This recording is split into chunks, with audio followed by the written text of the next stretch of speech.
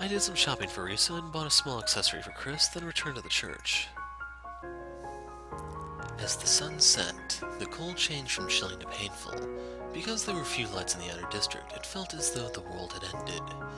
Yet if you looked up, you could see the stars through the dome. This was right in the middle of that 2-week-long night period outside the dome, so those were the real stars in the sky.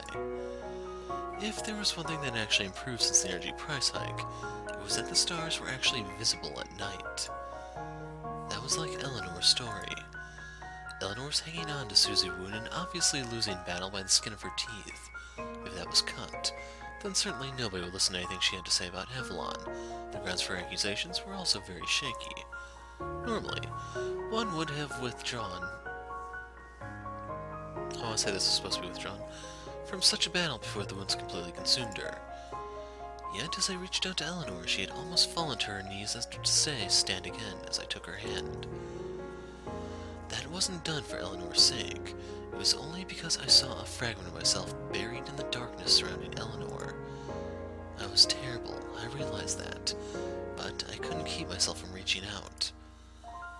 Because if I had reached out 4 years ago, then I might not have lost Agana. I thought of that as I climbed the stairwell, hesitating because of the darkness, and headed toward the church by feeling my way down the corridor. Finally reaching what I believed was the entrance, I returned to reality thanks to the bit of light creeping out from within. From 4 years ago to then.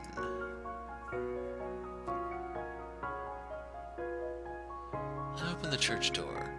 Off from the entrance to the living room, Risa was resting her cheek and hand on the table as she read a book. "Welcome back." "Yeah, here, I got what you asked for." When I put the bag on the table, Risa looked at it apathetically, groaning as if she got up from the chair. Didn't the train stop? There were fewer than usual and they were crowded. Honestly, Suro did ask if you should send over a generator. I think I should take him up on that. Generator? He uses microbes to break down raw garbage and makes fuel from that process, he said, but he probably just wants to test some new product. He's working on stuff like that too. That's a bit unexpected. Someone probably duped him into doing it. He may not look like it, but he's a pushover. Reese decided to say good grief, putting the stuff I brought her away into the refrigerator and shelves. Then after putting everything away and folding up the bag, Risa stared at me. "So, how did you pick on Chris?" "What?" "She's been down ever since she came back. She just holed herself up in her room after she finished eating." "Didn't you two need to go somewhere?" Something urgent came up. "That's so." Risa said that, then sighed a bit. "I know it's not my place to say this, but you really should do something about this." "Do something?" When I inquired, Risa scratched her head, then looked over towards our rooms in the sanctuary. "Chris, don't like her?"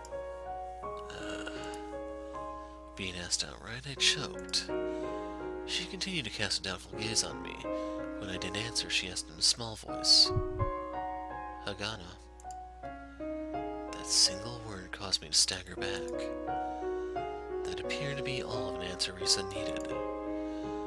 "Of course I won't tell you to give up, but you need to make things clear." "It's cruel to Chris. You're too kind in your strange way." I really couldn't refute it. Risa sighed once again and called my name. "Haru? Do you feel some sort of weird obligation towards Chris since she saved you?" It was a sensation like I was being pricked with a needle deep in my chest. This is this, that is that. Unless you make a distinction between the two, it's going to leave bitter feeling with you. And Chris too. I was able to recover because Chris had stayed with me these 4 years. I was grateful for that, and of course I was happy she had feelings for me. If possible, I would have liked to respond to them, but just as Risa said, it may just because I feel indebted for all those 4 years. Hagana was still in my heart, taking up a very large part inside me. Because because of that, I even reached out to Eleanor, who was wounded all over. If you don't know how you feel, then you should just start going out. What? There's love that hits you like a thunderbolt, and there's love you need to nurture. There aren't many girls like Chris out there. The way she spoke felt like it was some sort of sales pitch, but in actuality it may be the case. Also, I was well aware of it myself. This was the exact same issue as the time Rain and I went to check for abuse of the welfare program. If there was a goal behind it, then reasonable actions should be taken. If I couldn't forget about Agana and couldn't love another, then why wasn't I desperately searching for her? I was simply trying to return to the past. Risa was always careful and upright about the important things, and while she was meddlesome, the reason why she had gone out of her way to say it was probably because she saw an inconsistency between my emotions and actions. And because of that, it was almost as if I had been dead for these past 4 years. I tried to speak, but I didn't really have anything to say. Haru, just don't forget this. Don't mistake sympathy for affection, obligation, and appreciation too. After Risa said that, she put the book under her arm and gave a small yawn. I don't want to run up the energy bill, so I'm going to bed. You should take a shower and head to bed too. Risa headed off towards her bedroom after saying that, before suddenly coming to a stop. Oh, that's right. Chris was sent an invitation to something by Suro. Yeah, that thing about the program being created, I think. Well, it's just going to be a bunch of strangers there, right? Probably. There are a bunch of researchers, though. She said it's in 3 days. Huh. When I responded with puzzlement, Risa showed a rare, displeased furrowed brow. Did you forget that that girl is uneasy around people other than us? Oh. Well then, night. Risa left after saying that. Now alone in the chilled living room, I looked at the small parcel with the gift I'd bought for Chris and thought, did my desire to return Chris's feeling come from sympathy and the feeling that I was indebted to her? Also, had I really not given up on Agana? Mustn't forget how sad Agana looked. Was I not just simply feeling sympathy for her? I returned to my room, grasping at a problem for which I could find no solution. Then I realized I'd received a message on my tablet. Eleanor. I opened it up. It said we should leave as early as tomorrow on a charter ship to visit the generators. But because it was rather far away, we'd need to spend the night along the way. I didn't have any real plans, and Suro's get-together wasn't for another 3 days. I responded instantly with my decision, as if trying to run away from my situation with Chris. I'll go. Eleanor responded instantly, saying to meet at the hotel tomorrow around noon. I closed my eyes and sighed, my face bathed in the tablet's lone light within that pitch-black room.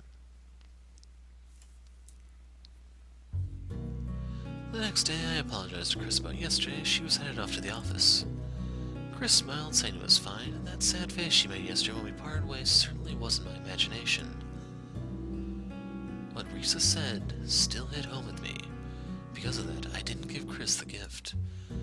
Also, when I had said that I'd be gone for about 2 days for stuff regarding Avalon's analysis, she was clearly shaken.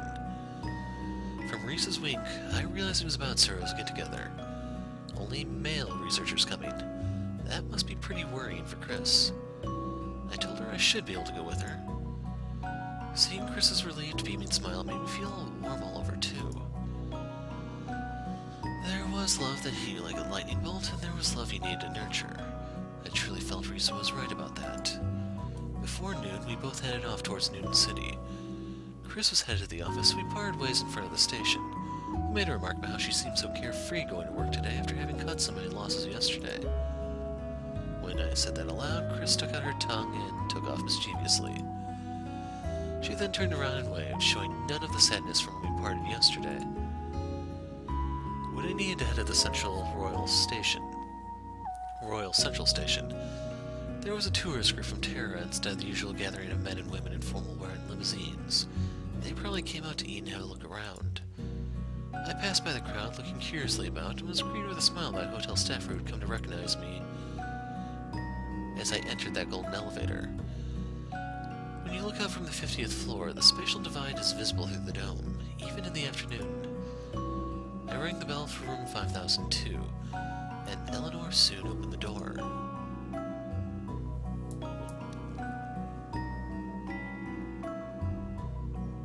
What's with the hat? She was wearing a hat and looked ready to go, but when I saw her get up, I was a bit surprised. Yes? When Eleanor questioned me, I frantically shook my head side to side. Eleanor looked over her outfit, wondering if there was something odd about it. No, I think it's fine. That's all I could say. She was carrying a parasol and a trunk. Looked like she was heading off to a fancy resort. That's nobility for you, I guess. I was a bit surprised at myself thinking such thoughts. Right this instant. Yes, if that's fine with you. Then let's get going. Splendid. Let us call for a driver and be off to the port. But this here is a bit... Then after dragging that trunk around with a decided lack of elegance, she finally stumbled. Shall I take it? No, I'm fine.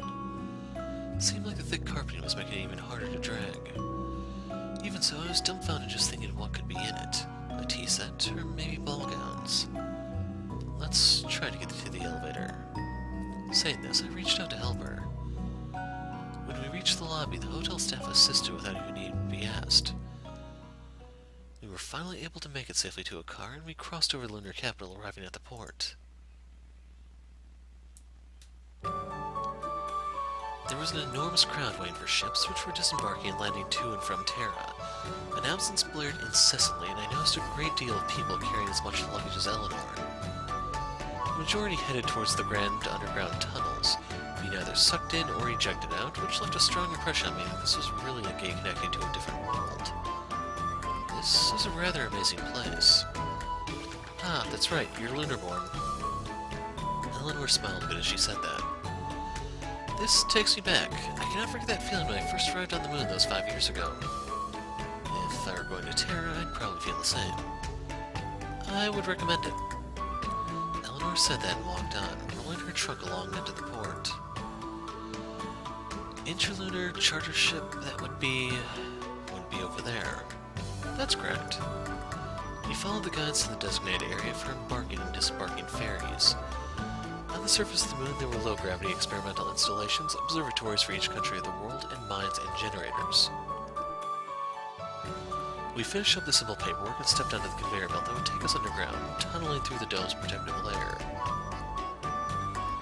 A panel came out, quite courteously, saying that beyond this point was outer space. The path then rose up, and on the other side of that reinforced glass wasn't blue sky, but the endless, enveloping darkness of space. Isn't this exciting? Eleanor said that rather excitedly, seeming to be in high spirits. Those coming from Terra get pretty excited when they see outer space, but I'm just the opposite. Space. Cold and terribly vast. There were quite a few people who became stricken with the fear of being swallowed up by the vastness of space. It was called astrophobia. It was similar to acrophobia and agoraphobia. So this is fear of stars, or in this case, the space of the stars, I guess. Acrophobia is fear of heights, agoraphobia is fear of open areas, like fields, stuff like that, where you can pretty much be ambushed from any side. So in case you're wondering, agoraphobia is kind of like a form of paranoia. But I was scared of space in a different way. I was more afraid of the vast openness of space, making me realize how insignificant and meaningless I was. I headed to the dock right behind Eleanor while I pondered those things. What awaited us were stubby, personal spaceships. I'm told they're space camping ships. There are bedrooms and showers. Apparently they're quite comfortable, but the fact that they're autopiloted is a bit safer than having a person at the wheel. I understand the logic, however. If there's an accident, it will always be a person's fault and not a machine's. When I said that, Eleanor gave a wry smile and nodded. It seems I'm still a Terran. I think this is more about growing accustomed to it. That may be so. When we finished that exchange, Eleanor and I passed through the final gate, then through the pressurized cabin and entered the ship. It seemed to be designated as living quarters. It was more like entering a hotel room than a ship. Let us be off, then. Eleanor said as the door closed, and far off a whoosh sound could be heard as air was sucked out.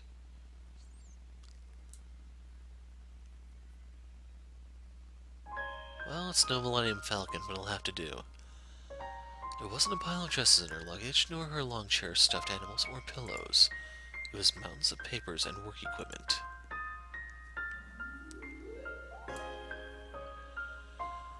I was only relieved from meetings and recordings, you see. The desk in the common room was the only place that had space to arrange the books and documents Eleanor brought with her. After I moved the chairs into the corner, I looked on, more impressed than astonished, as she took out one thing after the other. Is the paper that good? Certainly, I do adore it so.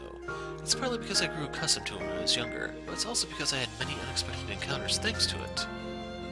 Unexpected encounters. Yes. For example, flipping through randomly for necessary points and encountering information I never expected.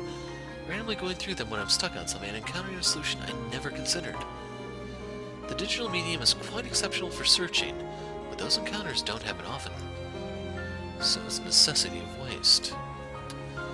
These are but my own conclusions. Certainly, there are also times where I just cannot find what I'm looking for and become furious. Furious.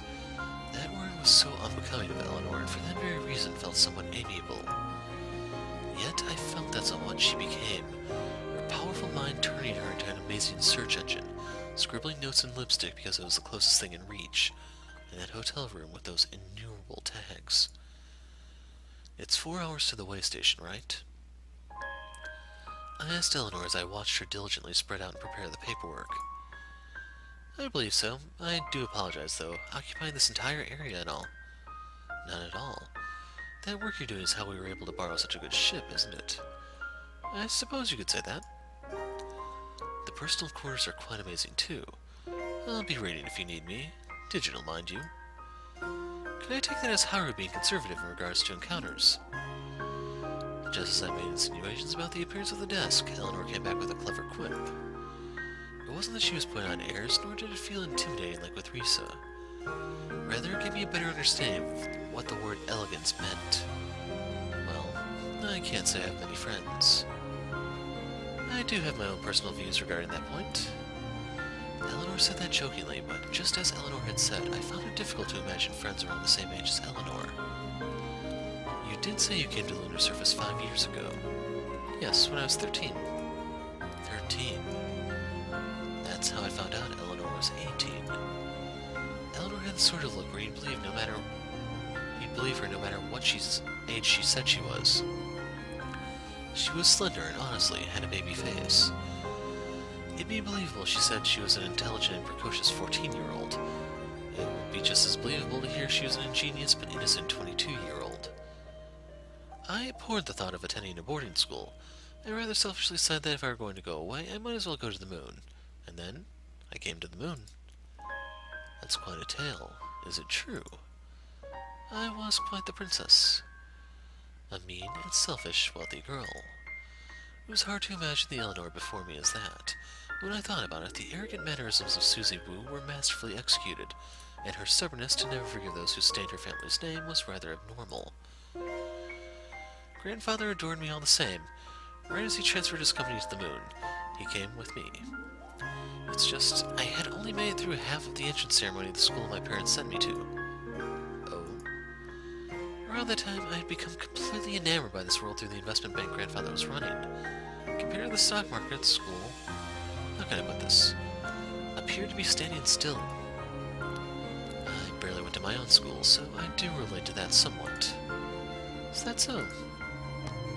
Now, though, I really try to live by that old saying, more haste, less speed.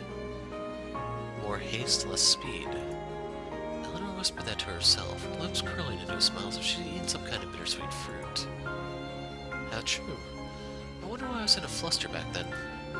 Fluster. Yes, it was right around when I was entrusted with a bit of stock from grandfather's company, Schvelzer and Zelga. The post I was given in the company was practically nothing, but I did assume the airs of a manager. The first time I attended a round-table company meeting, my heart felt as though it might burst with pride. I could practically see the young Eleanor, her chest puffed out, proudly standing upright. However, With that pride came the feeling that I had to grow up and learn quickly. From that point on, I studied investing frantically. When grandfather learned I hadn't even made time to shower, he called Lagos over. Her story sent a wave of nostalgia washing over me and filling me up inside. Not taking showers, not sleeping stretched out properly, with the razor-sharp senses of an animal, believing that there was something to gain by doing all that. At the same time, I was both relieved and disheartened, as I'd wondered before if maybe I was the only one behaving that way. Lagos, having taught me manners on Terra, felt ill for days when he saw me. I was past the point of using knives and forks. I was at a stage where I only ever ate things I could hold in one hand. Imagining that from how you are now, I recalled her eating the hamburger. Isn't so out of question. You're quite the tease, Howard. Eleanor said that and gave a somewhat giddy sigh. It was quite fun, however. I was certain I was progressing just by moving forward. I feel very much the same, but... I feel that if I were to meet myself from 4 years ago, we wouldn't even give each other the time of day. Eleanor appeared a bit surprised at what I said, then tilted her head a bit and began giggling. That could be so. Looking back, I can't help but cringe at what a rude little girl I used to be. I felt exactly the same. I was quite the little punk, but... As I spoke, my eyes drooped of their own volition from the nostalgia. That charm of being a kid felt like it was there. It's like you read my mind. Must be because we have the same proviso. Proviso? Eleanor inquired, then closed her eyes and giggled. Seems she got it.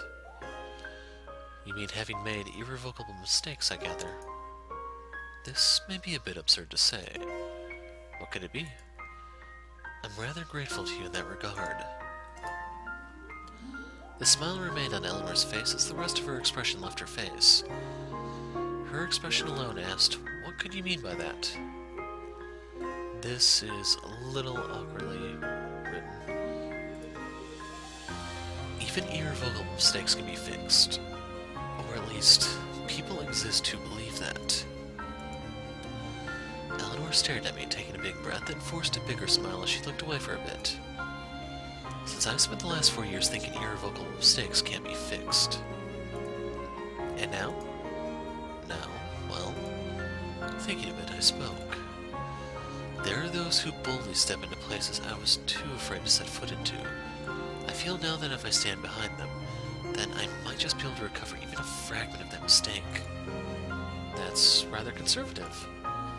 I'm a Lunarian. Lunarians are wimpy. My. Eleanor said that, then giggled. Then after a good laugh, she shrugged a bit, her expression self-effacing. When I gave up, I really did lose it when I was asked if it was enough. Yes, it was rather frightening. Please don't say that. Even if you're joking, I really regret it. Sorry. I apologize, but I didn't put any emotion into it. Eleanor appeared somewhat happy being told that. If I could move my face, I'd certainly be smiling. And I was truly startled upon hearing there was something left to do. When I said it, I actually didn't have any plan in mind, though. What? I just came up with it. I really, really didn't want things to end there. But my motive for that... how can I say it? I paused, felt unsure, but felt no point in hiding it. I felt like Eleanor would understand. I just felt like it'd work out. Chasing after and going deeper to the point that anyone else might think we were being foolish. And even then, if we still couldn't fix anything, then even that would be acceptable, I felt. Eleanor made a rather curious face, as if unsure whether she should be angry or happy. Normally, wouldn't you tell me to stop at the point of hearing what I was trying to accomplish? Well, it's mostly my delusions of grandeur. Well, if it were anyone else, I'd have thrown them from the ship. But I do feel there's someone fit to chase after those delusions of grandeur. I cannot deny that. Really, doubting such an exceptionally big corporation and going out into this empty desert on the moon to inspect the actual grounds is practically paranoia. Well, yes, even I couldn't imagine doing such a thing. But wouldn't you laugh if, even after all this, it was still no good? When I asked, Eleanor's chin wrinkled a bit. She was still smiling, but almost looked as if she was going to cry. I will laugh. I believe I can laugh until grandfather was no good. I feel that's important. Yes, surely, that may be true. Eleanor let out a long sigh and relaxed as if a large burden was lifted from her shoulders. Above her pillow in that hotel room was a crimson coat of arms. Do not forget what you have done. Thinking about it, that could have been a torture device Eleanor used on herself. I understood that feeling all too well. That unmoving left leg and face of mine were probably the same. I couldn't possibly forgive myself. But I had felt that this thing with Eleanor was the first step in someday being able to forgive myself. At the very least, when I saw Eleanor, I felt I shouldn't blame myself that much. If that was so, then maybe I should have listened to what both Risa and Chris said to me. Eleanor was my mirror image. Probably even more than that. However, I did have one doubt about you. Doubt. Yes. You won't get mad if I tell you, will you? I might lose it and start yelling. Eleanor laughed, then spoke as if it were nothing at all. In all honesty, I wondered if you just felt sympathy for me. Sympathy? A pitiful, foolish girl. There, with that single phrase, I was able to paint a clear picture of the sort of girl Eleanor had been. Frankly speaking, I did think of you as unfortunate and foolish.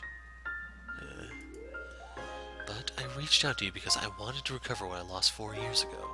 So no matter how you look at it, I was just thinking to myself, it's nothing as noble as sympathy, so don't worry about that. Also, did you call out to me because you felt sympathy? Frankly speaking, I did think of you as unfortunate and foolish. That's rather harsh. But I did feel that you could certainly be of use, both as an investor and as a support system for these delusions of grandeur. So I never even once felt that was to save you as Risa had hoped. Risa said that? Yes, Risa's undoubtedly a good person, but I also feel she may be why you're so weak-willed.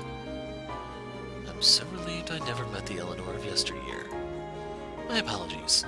It appears we have gone up in altitude, and this mask of mine, held in place by gravity, seems to have slipped a bit. Eleanor purposely held onto her face as she said it. Now that she mentioned it, my body did feel like it was floating.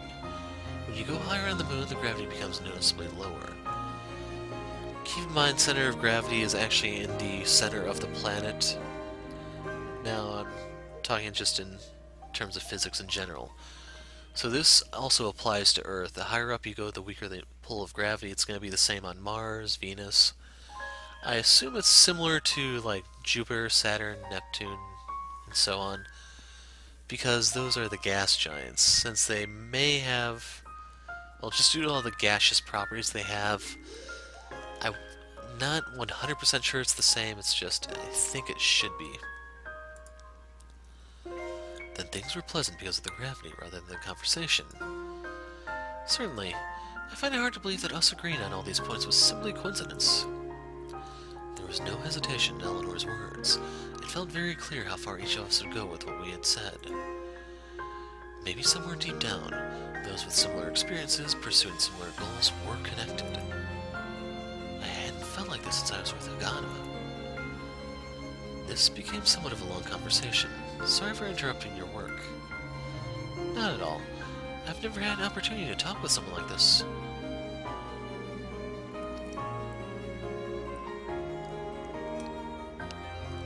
Eleanor looked at me as she said that. I certainly couldn't deny that. All in all, neither Chris nor Risa was like me. They were certainly victims of the event back then, but they weren't perpetrators.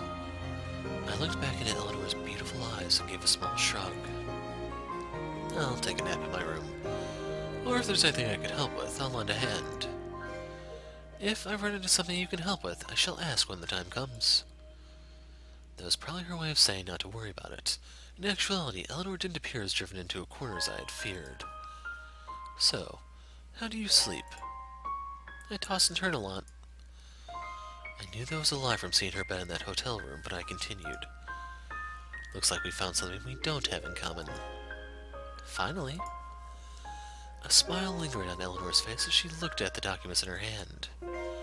After that, I spoke no further, got up from my chair, and headed to my room. Upon exiting the room, I could see the outer space landscape clearly from the window. I expected no less from a tourist ship. It was still rather dark as we were on the side where the sun wasn't visible yet, but I could tell a soft light was passing through the window into the unlit corridor. There was always light. That remained true even in the ever-expanding darkness of space. I headed back to my room and laid down, thinking of that. I felt as if the ship had almost completely entered zero gravity. Staring at the ceiling, I felt it was probably just my imagination.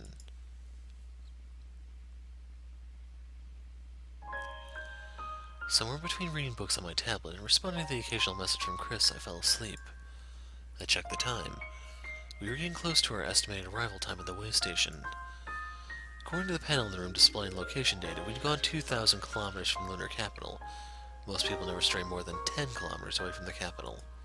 I couldn't really put that distance into perspective, but considering Terra, which was in view, was about 300,000 kilometers away, maybe it was not that great a distance in the grand scheme of things.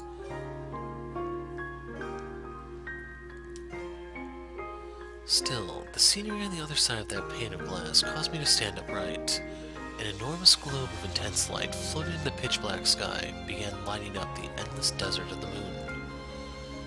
You'd never be able to see that from inside the dome. Just then, I realized that a world like this existed right outside the place I'd lived for 20 years. Amazing. I uttered that without thinking and sighed, mocking myself for not realizing such a thing earlier. But my impression aside, my belly was empty and my stomach grumbled. My body was nothing if not honest. I made my way toward the common room, hoping to ease up before we landed.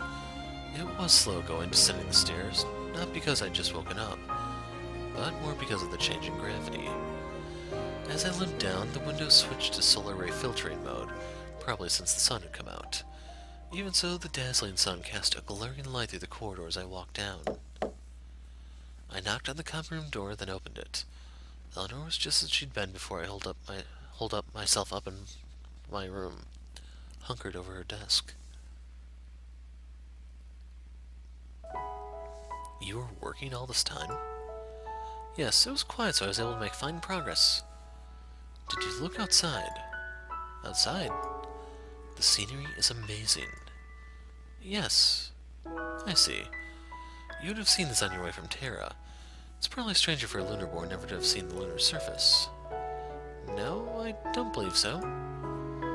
Eleanor laughed awkwardly. Since she'd been up to her neck in work, she probably hadn't switched over mentally yet. Still, we'll probably see it again on the way back. That's true. How long will it take once we're at the way station? Refueling and resupplying will take about 2 hours, but after that it'll be about an hour. To the ends of the world. When I said that, Eleanor only smiled. I thought I'd grab a bite to eat, but we're almost there. The clock display on the wall showed our arrival time. Less than 15 minutes to go. There are meals supplied to those supplied on board for that. There are stores at the way station too, it appears. Set up for extraterrestrials, then. My goodness, Haru, are you the type to believe in extraterrestrials? If we're talking in terms of probability. Such a Lunarian response. I'm disappointed. Then what would a Terran one be? Wouldn't we certainly be extraterrestrials? When I shrugged my shoulders, Eleanor cheerfully laughed.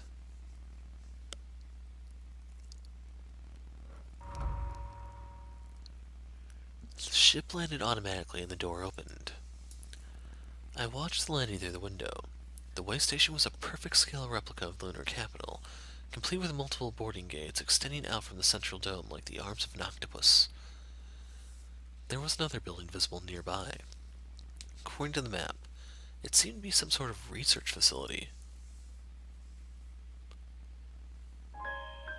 It had said there were restaurants. Eleanor spoke as she entered the way station, with its meager number of benches and massive monitors in its lobby. To think they would all be vending machines. Eleanor said in shock because before her eyes was a divided space filled with vending machines. There was a sign with auto eatery written on it and the word tasty flashing in a tacky pattern. This is pretty outer spacey, isn't it? Are you implying this was concocted by a Terran? You're a bit on edge. I was rather looking forward to it. She closed her eyes and made a disappointed gesture as if saying honestly. It must have been Eleanor's fault that Marco was retrified. It may be better than you'd expect. Also, you can't eat this stuff in the city, right? Well, that is true. It's really expensive, too. It's probably quite a hassle to send stock out here. Which one are you getting? All of them seem rather... Eleanor gave her a rather frank impression, so I chose the one I least wanted. Sushi. Eleanor looked at what clunked out of the machine as though it was some sort of alien egg.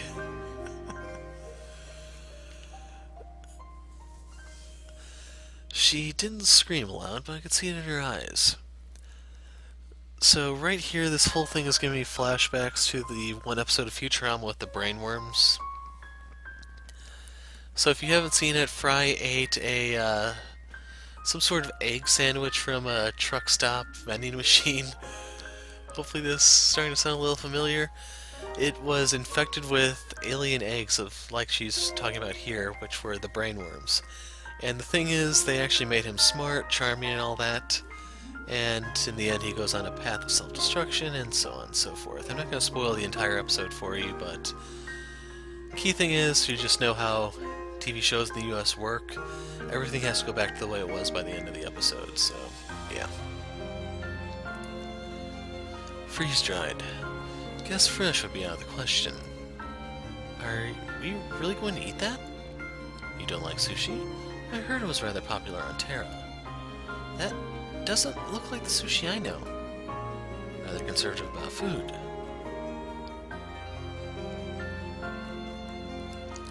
My attempt at revenge for what happened on the ship made Eleanor wrinkle her chin in frustration.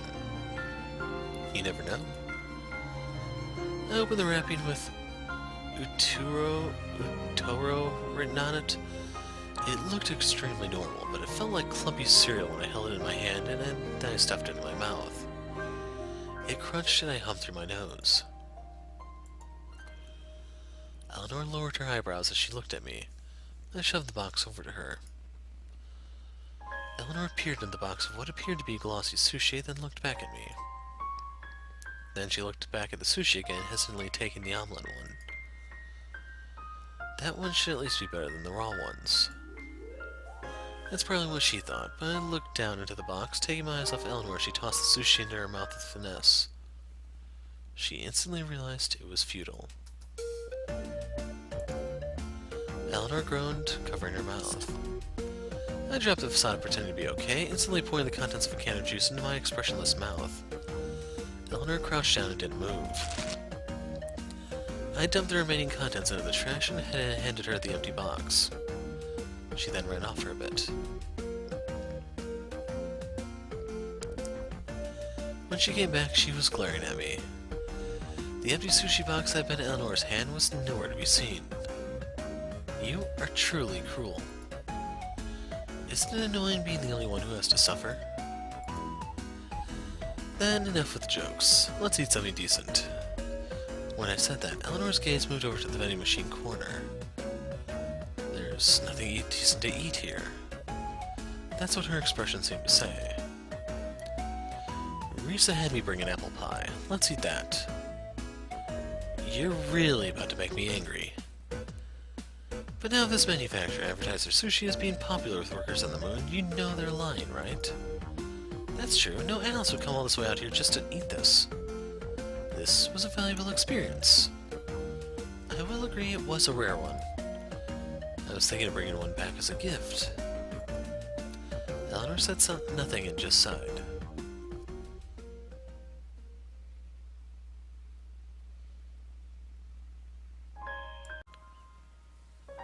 We then laid out the apple pie in a corner of the lobby and brewed some black tea from water boiled in the ship. Seems that Eleanor had it loaded into the ship. Unmanned here. Risa had really taken Eleanor's praise to heart and went all out this time. It must have tasted great, as Eleanor was quickly back in good spirits. The write-up said they had a guide on site here, though. There was no saying he was at a nearby way station. It probably gets lonely here. This is a rather curious place. As Eleanor said that, she looked over the oddly oversized deserted lobby. The view from the second floor is pretty good. The dome portion is all glass. Huh? There's a rest area up there that's a little nicer. The dome appears to be a planetarium. Is that so? Eleanor said that with a smile, but it seems somewhat awkward. There are monitors here. She followed up with that. I see. I didn't really feel like forcing her to go look, so that was all I said. After eating the apple pie, Eleanor stared dimly at the program displayed on the monitor, probably because she'd spent all her time on the ship working. It seems a protest was held in the Lunar City about the energy price increase, and as it had been a while since the last protest, it was getting a lot of attention.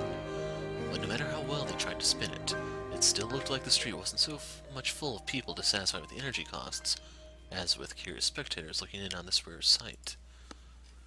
I watched along with Eleanor for a bit, then looked around the facilities a bit more. It was a two-story building, with the first floor containing the front lobby, lounge, showers, and an evacuation room labeled in case of emergency. The manual door-shutting mechanism inside ensured safety. If something happened here, 2,000 kilometers from Lunar City, all one could do is escape to this small spot and await rescue. I tapped lightly on the door to the evacuation room. This was probably about the size of the space I was holed up in for those 4 years. In retrospect, I felt a bit like an idiot. I came all this way to settle what happened 4 years ago. It felt like running into this was meant to insinuate something. I could almost get myself to smile. It wasn't pleasant, but it was calming. It was a sensation similar to the prospect of finally being able to liquidate that huge stock portfolio I had been holding on to. It took 4 years. It hit me hard just how long a time it had been. I walked down the corridor and ended up in the excessively large lobby. Eleanor was still on the bench, gazing at the monitor. I think we should get moving. Is it that time already? Eleanor checked the time on her wristwatch, a rather old-fashioned thing, as she stood up from the bench. It will be about an hour from here to our destination. Then dinner will be over there. You certainly do talk a lot about food. Eleanor said that with a slight cringe. Then, shall we talk about Avalon? When I made that cruel remark, Eleanor raised her chin defiantly, still cringing, then exhaled through her nose as if giving up. No, let us talk of food. That made me realize why Eleanor had been staring at the monitor all this time. It may just have been because she was feeling tense about this. Elegant and refined, with that stubbornness and a will as strong as steel. I thought that someone who dressed up as Susie Wu to go on TV would be above the normal sort of tension others feel. But as we boarded, and all the while we headed toward our destination on autopilot, Eleanor hadn't once looked over any of her work documents. Rather, she just simply stared off into space.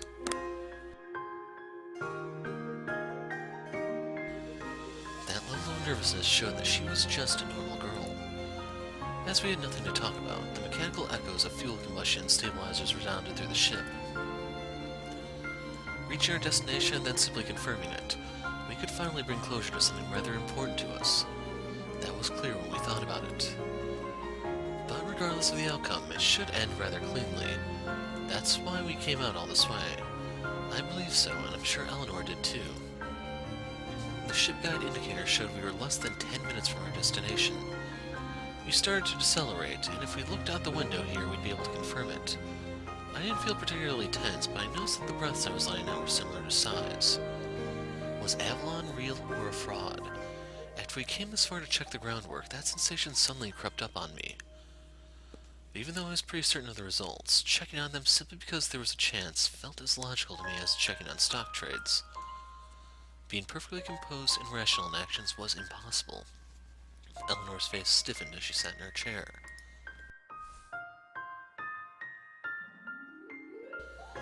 Then, after we passed the 5-minute mark, I stood up. I mustn't be afraid, I told myself. It's about time. I called Eleanor. She looked at me and nodded. but she didn't stand. I was going to pick on her a bit, but when I saw how pale Eleanor's face had become, it hit me. How do you feel? Becoming ill or vomiting from tension does happen. During really rough trades, I've clutched my stomach as I felt acid welling up. However, Eleanor bravely shook her head, putting her hands on her table and standing up. She appeared so unsteady I reacted by reaching out to her. Eleanor's hands were shaking. You're too tense. I couldn't stand watching her, so I pushed up my mouth with my fingers and said that deliberately. As I'd expected, Eleanor's pride was wounded, and she sucked in a deep breath and glared at me. Shall I go look around in your place? Please don't insult me. Eleanor said that, but she didn't start walking. Then came the announcement that we were 3 minutes out. I looked at Eleanor. Her lips were flattened into a tight, thin line. You won't laugh? About what? When I asked, Eleanor looked over at the display, which indicated that we were less than 2 minutes out. I looked too. I can't. Can't.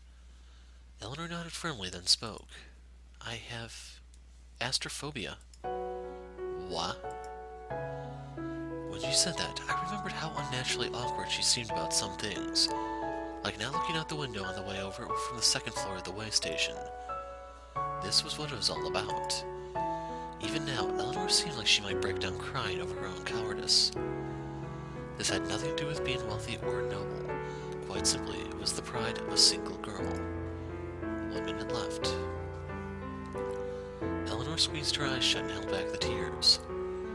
Of course she wanted to see for herself, having spent so much more time on it than me, placing so much on the line, bracing herself in hot pursuit of Avalon. This was a phobia which no strength of will could overcome, thus her feet wouldn't move. But I wasn't disappointed in Eleanor. This happened sometimes, it really did. I'd pushed away the hand of that important person.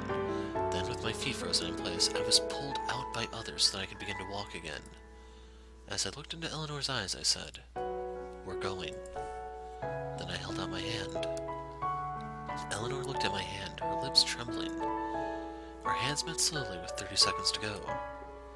There's nothing to be afraid of. Let's go. I pulled Eleanor along, leading her out of the room. The windows were in filtering mode, yet the sun shone down even stronger, almost painfully bright. I pulled Eleanor to the window with 10 seconds left. So I'm going to comment on it here because it's been kind of annoying me. If you ever notice his tie, he always has it flung over his shoulder. We've never seen it pointed down once throughout this entire game yet. When he was in the wheelchair getting the tour, it was over his shoulder. When he was eating with Chris in the mall, over his shoulder. When he's traveling with... Why is he even wearing the suit here in the first place, now that I think about it?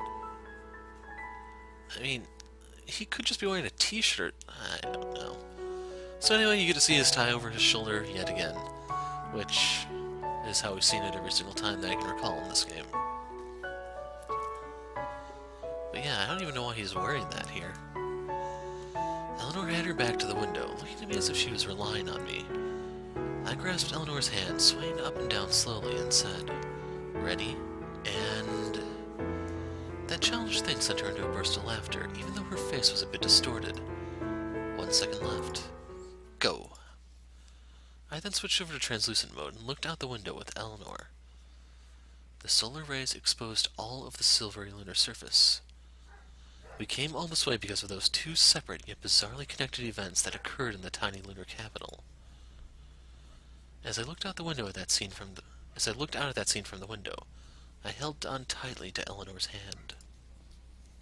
I wondered if my grip was hurting her. But with just as much strength, Eleanor returned that grip.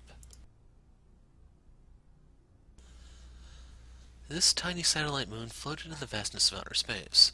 I had no idea which emotion I should feel as I looked out at the expanding scene before me. This place that looked like it might be the very end of everything. What brought me back to my senses was the sound of Eleanor sniffling. Then, probably unconsciously, she wiped away her tears with her hand, the hand I was holding onto, and then recalled I was there.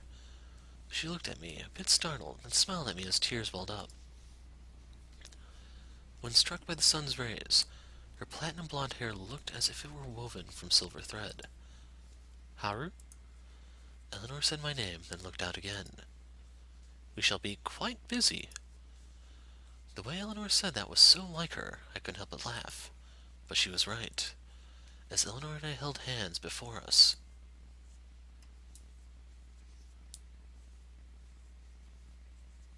there was nothing. I assume that's supposed to be nothing? Nothing more than an empty, endless wasteland.